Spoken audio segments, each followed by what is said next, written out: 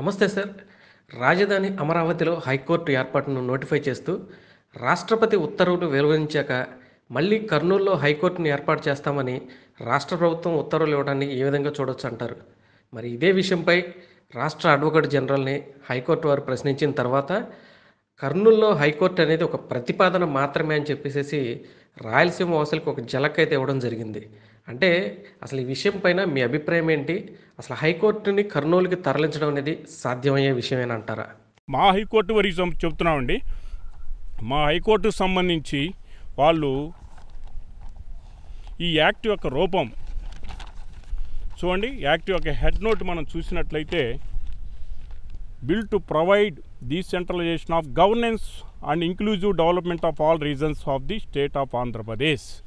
దీనికి మా హైకోర్టుకు సంబంధించి మరి సెక్షన్ ఏదైతే బిల్లులో క్లాస్ 8 కింద కూడా మెన్షన్ చేయడం జరిగిందండి.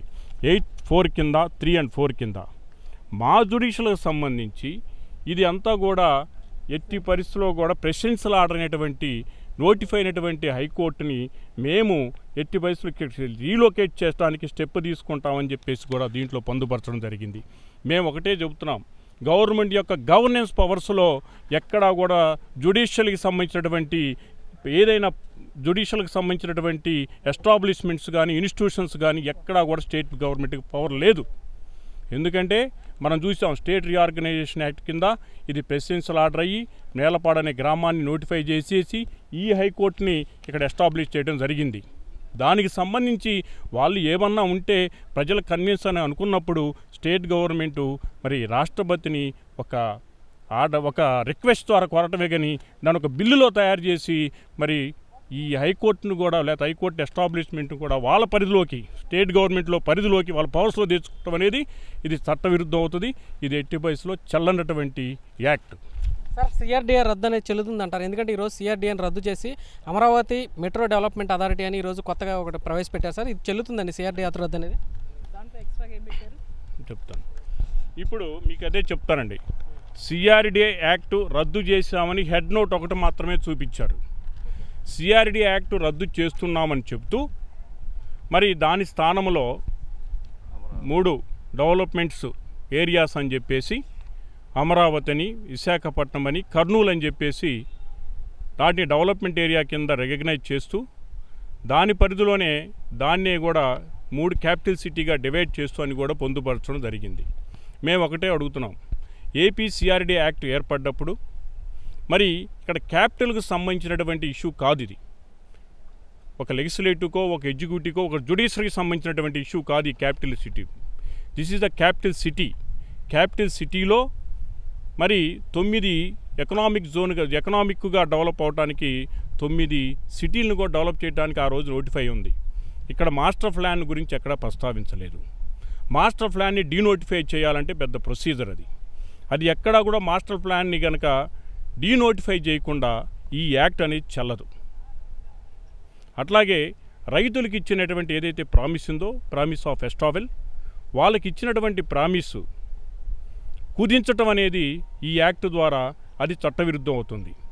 ఎందుకంటే వాళ్ళకి ఏదైతే ఈ క్యాపిటల్ సిటీకి సంబంధించినటువంటి 52,000 ఎకరాలు పైచిలుకులో పొందుపరిచినటువంటి వివిధ ఏరియాలను డెవలప్మెంట్గా చూపించి దాని ద్వారా కేంద్ర ప్రభుత్వం ద్వారా మనం డబ్బులు తీసుకొని, అట్లాగే వేరియస్ షేర్స్ ద్వారా ప్రజల దగ్గర డబ్బులు తీసుకొని, అట్లాగే రైతుల దగ్గర నుంచి మరి పొలాన్ని సరెండర్ చేసుకొని, అట్లాగే ఇక్కడ డెవలప్మెంట్ ఆల్రెడీ చేపట్టి సుమారు 70% వరకు కూడా ఇక్కడ వర్క్ అంతా కూడా అయిపోయిన తర్వాత ఇంత సుమారు 40,000 కోట్ల రూపాయల వరకు కూడా ఈరోజు మనం ఇన్వెస్ట్ చేయడం జరిగింది.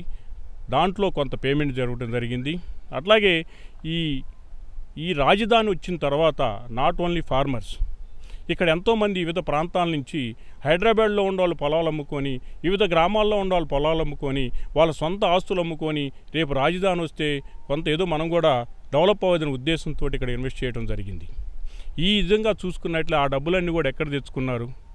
అట్లాగే ఇక్కడ ఈ విజయవాడ, గుంటూరు పరిధిలో సుమారు 25,000 ఫ్లాట్లు మరి ఇక్కడ కన్స్ట్రక్షన్ చేయడం జరిగింది. ఈ కన్స్ట్రక్షన్ చేసే సందర్భంలో వాళ్ళందరూ కూడా బ్యాంకుల నుంచి లోన్లు తీసుకొని మరి ఇక్కడ డెవలప్మెంట్ చేయడానికి తీసుకున్నారు. దీని యొక్క సానుసారం ఈరోజు ఏదైతే ఈ చర్య చేపట్టారో దీనికి సంబంధించి మరి బ్యాంకులన్నీ కూడా దివాలా తీసే పరిస్థితి ఏర్పడింది. ఎందుకంటే సుమారు 40,000 కోట్ల రూపాయలు ఇక్కడ బ్యాంకు లోన్లు ఇవ్వడం జరిగింది. ఈ 40,000 కోట్ల రూపాయలు వాళ్ళు రికవరీ చేసుకుంటే అది సాధ్యమయ్యే పని కూడా కాదు. అది రికవరీ చేసుకునే పరిస్థితి లేనప్పుడు మరి దేశానికి సంబంధించినటువంటి ఆర్థికంగా ఉన్నటువంటి ఇబ్బందులు ఏర్పడేటువంటి పరిస్థితి ఉంది. దానితోపాటు ఇక్కడ 5 కోట్ల ప్రజలకు సంబంధించినటువంటి విషయం కూడా ఇన్వాల్వ్ అయి ఉంది. ఇవన్నీ కూడా ఎక్కడ దీంట్లో ప్రస్తావించాల. Not only farmers commitment, public commitment is also involved in this. Public ఏదైతే కమిట్మెంట్ ఇచ్చారో ఆ కమిట్మెంట్ ఎక్కడ కూడా ఇక్కడ డిస్క్రైబ్ చేయాల. అట్లాగే ఏదైతే మనం ఎస్సీ ఎస్టీకి సంబంధించినటువంటి వాళ్ళ rights article 338 of constitution of ఇండియాలో స్పష్టంగా పొందుపరచబడి ఉన్నాయి. వాళ్ళకి ఎక్కడైతే హక్కులు భంగం కలిగినా, వాళ్ళ రైట్స్కి డిప్రైవ్ అయినా వాళ్ళని సేఫ్ గార్డ్ చేసినటువంటి పరిస్థితి ఉంది. ఎక్కడా కూడా ఈ ఫార్మర్స్ సంబంధించి ఓన్లీ సేవ్ క్లాజ్ అని చెప్పేసి వాళ్ళ గతంలో బెనిఫిట్స్ ఏదై ఉన్నాయో సంవత్సరం వారీగా ఇచ్చేటువంటి ల్యాండ్లెస్ పూర్కి కావని లేదా రైతు కవులు కానీ వాళ్ళు కవుల కోసమో లేకపోతే నెలవారీ వచ్చే లేదా సంవత్సరం వచ్చేటువంటి డబ్బుల కోసం వాళ్ళైతే ల్యాండ్లు సరెండర్ చేయలేదు కదా, అంతవరకే ప్రస్తావించారు కనుక వాళ్ళకి సంబంధించినటువంటి ఫుల్ ఫ్లెడ్జ్డ్ రైట్స్ డెవలప్మెంట్ చేసి వాళ్ళలో కూడా రాజధానిలో భాగస్వామ్యం చేస్తామన్నారో, ఏదైతే ప్రిన్సిపల్ ఎస్టాఫిల్ అయిందో సెటిల్ ప్రిన్సిపల్ అయిందో దాని గురించి ఎక్కడా ప్రస్తావించాల. యాక్ట్లో ఎక్కడ కూడా ప్రస్తావించాల. ఈ విధంగా తీసుకున్నా సరే మరి 5 కోట్ల ప్రజలకు సంబంధించినటువంటి ఫండమెంటల్ రైట్స్ కూడా ఇక్కడ ఇబ్బంది అవుతుంది.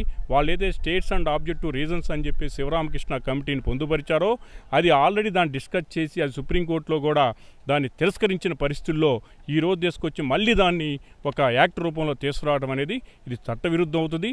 దీనిపై మేము ఎట్టి పరిస్థితుల్లో కూడా ప్రశ్నిస్తాం, విజయం సాధిస్తాం. Thank you sir. ఈరోజు ఏదైతే బిల్లు అసెంబ్లీలో ప్రవేశపెట్టారో సిఆర్డీ యాక్ట్ అమల్లో ఉన్న యాక్ట్ని దానికి సంబంధించిన రూల్స్ని బ్రేక్ చేస్తూ 2 బిల్లులు ప్రవేశపెట్టడం జరిగింది. దాంట్లో శివరామకృష్ణ కమిటీ ఏదైతే గతంలో ఇచ్చిందో రిపోర్టు, ఆ రిపోర్ట్ ప్రకారం మరి గత ప్రభుత్వం చేయలేదని చెప్పేసి వాళ్ళు సొంత ఇంటర్ప్రెట్ చేస్తూ కూడా ఇచ్చున్నారు.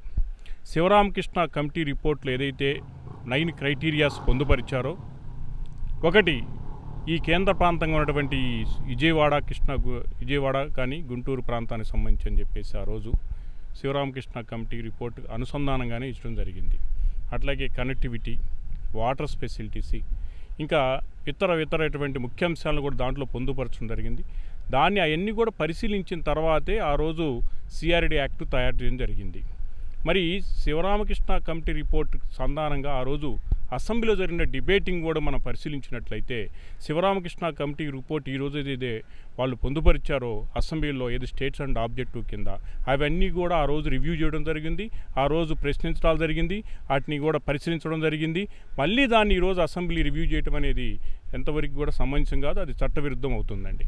ఏదైతే ఈరోజు పొందుపరిచారు ఇంకోటి కూడా చెప్తున్నానండి, ఈరోజు ఏదైతే ఆంధ్రప్రదేశ్ అసెంబ్లీలో ప్రవేశపెట్టిన బిల్లు గురించి గతంలో మరి పదాలకే నడపలు నడిపినటువంటి ఏబీకే ప్రసాద్ గారు కూడా ఈ బిల్లులో చెప్పినటువంటి స్టేట్ అండ్ ఆబ్జెక్టివ్ రీజన్స్ను కూడా ఆ రోజు హైకోర్టులో సుప్రీంకోర్టులో పిల్లేయడం జరిగింది. అది కూడా ఎట్టి పరిస్థితిలో కూడా ఆ బిల్లుని మీరు చెప్పినటువంటి ఏవైతే ఉన్నాయో రీజన్స్ మరి గతంలో చేసినటువంటి చట్టంలో కరెక్ట్గానే పరిశీలన చేశారని ఆ బిల్లును కూడా కొట్టేయడం జరిగింది. అంటే ఇక్కడ సుప్రీంకోర్టు గతంలో కూడా ఇవన్నీ పరిశీలించి ఆ కొట్టేసినటువంటి కేసుని మళ్ళీ వీళ్ళు ఏదో కోర్టు కేసు రివ్యూ చేస్తున్నట్టుంది. కాబట్టి ఇది చాలా అసంబద్ధం అన్నమాట. సరే, బిల్లు మన స్టేట్ అండ్ ఆబ్జెక్ట్ ఇంకా ఫర్దర్గా గమనించినట్లయితే 3 అంశాలు అక్కడ పేర్కోవడం జరిగిందండి. ఫస్ట్ అంశం వచ్చేతలికి ఇక్కడ ఏదైతే డెవలప్మెంట్ కోసం యాక్ట్ తయారు చేశారో దీనికి సంబంధించి ఆంధ్ర రాష్ట్రంలో ఉన్న అందరు ప్రజలు కూడా వాళ్ళకి వేరియస్ కంప్లైంట్స్ ఇచ్చారని, డెవలప్మెంట్ జరగట్లేదని ప్రజల నుంచి ఎన్నో కంప్లైంట్లు వచ్చాయని కూడా పొందుపరచడం జరిగింది. 2, ఫార్మర్స్ సంబంధించి ఫార్మర్స్ అందరూ కూడా మీట్ అయ్యామని, ఫార్మర్స్ యొక్క అభిప్రాయాలు తెలుసుకున్నామని చెప్పేసి మరి అవి కూడా పొందుపరచడం జరిగింది. 3, బోస్టన్ కమిటీ ఏదైతే రిపోర్ట్ ఇచ్చిందో ఆ బోస్టన్ కమిటీలో పరిశీలించవలసినటువంటి కొన్ని వాళ్ళు సజెషన్ చేసిన దాని మీద ఇవన్నీ కూడా మేము పొందుపరచమని చెప్పేసి కూడా కొన్ని హెడ్లైన్స్గా దాంట్లో మెన్షన్ జరిగింది.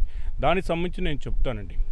మరి ఫార్మర్స్ యొక్క అభిప్రాయాలు స్వీకరించుంటే మరి 13/1/2020న మళ్ళీ ఫార్మర్స్ యొక్క అభిప్రాయాలు తీసుకోవాలని చెప్పేసి ఇదే స్టేట్ గవర్నమెంటు సిఆర్డీఏ కమిషనరు మరి సంబంధిత అధికారులందరూ కూడా ఆదేశాలు జరిగింది. దానిపై మాకు మరి ఫర్దర్గా కూడా మాకు టైం కావాలని చెప్పేసి రైతులందరూ కూడా హైకోర్టుని అప్రోచ్ అవ్వడం జరిగింది. దాన్ని పరిశీలనలో తీసుకొని మరి ఈ రోజు వరకు కూడా మరి అభిప్రాయాలు స్వీకరించుకోవడానికి కూడా ఇవ్వడం జరిగింది. మళ్ళీ ఫర్దర్గా మరి ఈరోజు హైకోర్టు మళ్ళీ ఇంకో 2 రోజులు పొడిగించడం జరిగింది. అవన్నీ పరిశీలించిన తర్వాతే మేము క్యాబినెట్లో పెట్టేసి తర్వాత అసెంబ్లీలో బిల్లు పెడతామని చెప్పేసి కూడా మీడియా ద్వారా కూడా ప్రభుత్వం చెప్పడం జరిగింది. మరి ఇవన్నీ కూడా తప్పుడు సమాచారం అనేది కూడా మరి క్లియర్గా అర్థం అవుతుంది. తర్వాత బోస్టన్ అనేది అవార్డు ద్వారా మేము అపాయింట్మెంట్ చేసామంటున్నారు. ఎక్కడా కూడా అవార్డు లేదు. చూపించమనండి అవార్డు. ఏ ప్రొసీడింగ్ ద్వారా బోస్టన్ కమిటీని కాన్స్టిట్యూట్ చేశారనేది చూపించే ధైర్యం గవర్నమెంట్ లేకుండా ఇప్పుడు ఒక ఇన్వేజివ్ అంటే క్రాఫ్టీ ఇన్వేజన్స్ లాగా తయారు చేసినటువంటి రిపోర్ట్స్ తయారు చేసుకునేటువంటి పరిస్థితుల్లో ఉన్నారు వాళ్ళు. కాబట్టి బోస్టన్ కమిటీది తప్పే. ఫార్మర్స్ నుంచి అభిప్రాయం తీసుకోవడం అనేది తప్పే. బోస్టన్ కమిటీ దేనికి పనిచేస్తుందండి? వాళ్ళకి సంబంధించి మాకు తెలిసిన వరకు వ్యక్తిగతంగా చెప్తున్నాను, విజయసాయి రెడ్డిలో ఉండే తల్లో ఉన్నటువంటి నల్ల ఎంటికలకు గుర్తు పెట్టుకోవడానికి లేదా దాన్ని కొలవడానికి తప్పితే దేనికి పనిచేయనటువంటి బోస్టన్ కమిటీ అది. అట్లాగే జగన్మోహన్ రెడ్డి గారికి ఎన్ని కేసులు ఉన్నాయి, ఏ సెక్షన్ల మీద అతనికి రేపు పొద్దున మరి కేసులు ఎట్లా ఎదుర్కోవాలి, ఇంకా ఎన్ని కేసులు రాబోతున్నాయి, ఇప్పుడు వాటికి 6 నెలల్లో ఇంకెన్ని కేసులు రాబోతాయో అని కూడా ఇలాంటి పరిస్థితులకు లెక్క పెడతానికి బోస్టన్ కమిటీ ఉపయోగపడింది. కానీ దానికి ఎట్లా కూడా లీగల్ శానిటీ లేదనేది కూడా వాస్తవం అది.